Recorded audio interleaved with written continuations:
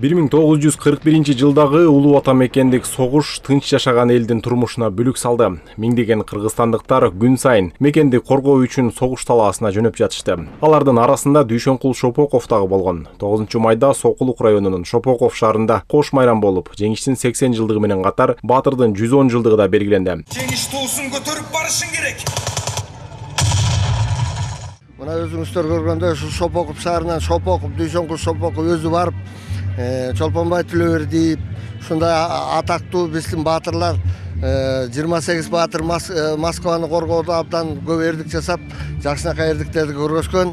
Биз билебиз муну, биз ошолор менен сыймыктанабыз. Бул менин чоң атам, согуштун ардагери, бүт Кыргызстандын жарандарды майрамдар менен куттуктайм. Шопоков шаардык мэриясы жеңиш майрамын белгилөөгө жылдагыдан өзгөчө камынган. Шаар башкармалыгы кийинки муунга жеңишти жана Дүйшөнкул Шопоковдун эрдигин даңазалаган театралдаштырылган концерттик программаны даярдашкан. Андан соң аскердик парад менен биргеликте өлбөс полк жүрүшү орун алып, шаардагы жетишкендиктер көрсөтүлдү. Менин Рахманкул чоң атам 1-майда төрөлгөн. Жана НКВД да кызмат өткөн. Ал көп жылдар бою согушта болгондуктан көп сыйлыктарга ээ болгон. 1981 жылы ардактуу үй салууга чыккан. Шопоков согуш маалында бул Кыргызстандагы баатырлардын эле ичинен эмес, Советтер Союзунун баатырлардын ичинен эң алдыңкы баатырлардан болгон. Биринчи баатырлыкты Дүйшөнкул Шопоков көргөзгөн.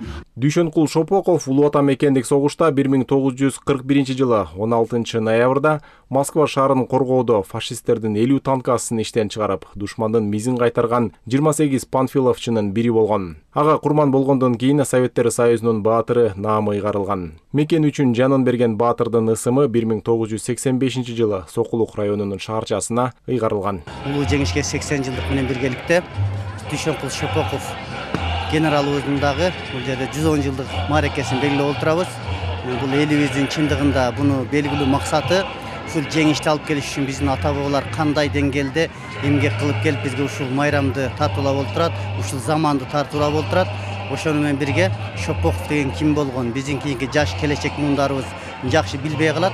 Ошол атабыздын дагы эмгегин, ушундай эрдигин бүт дүйнөгө даңазалагандыгын биздин жаштарыбызга үлгү катары белгилеп. Дүйшөнкул Шопоков 1913 жылы Кыргыз СССРинин Сокулук районундагы Шалты айылында карапайым үй бүлөдө туулган. Советтер Союзунун баатыры Шопоковдун жубайы Керимбүбү Шопокова дагы социалисттик эмгектин баатыры болгон. Алар 8 жыл бирге жашап, бир кыз, бир уулду болушкан. Советтер Союзунун баатыры Дүйшөнкул Шопоковдун 110 жылдыгына арналган парадты Бакберди Баязбеков, Мирлан Жаныбеков, ЛТР, Чүй облусу.